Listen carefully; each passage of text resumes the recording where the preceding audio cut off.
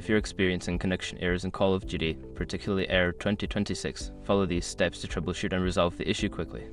Step 1. Check server status. Visit the official Call of Duty website or social media channels to verify if there are any ongoing server issues. If the servers are down, you may need to wait until they are back online. Step 2. Restart your game. Close Call of Duty completely and restart it. This can help refresh your connection and resolve temporary glitches that may be causing the error. Step 3. Restart your router. Unplug your router for about 30 seconds, then plug it back in. This can help reset your internet connection and improve stability. Step 4. Check your internet connection. Run a speed test to ensure your internet connection is stable and fast enough for online gaming. If your connection is weak, consider switching to a wired connection or moving closer to your Wi-Fi router. Step 5. Update game and system.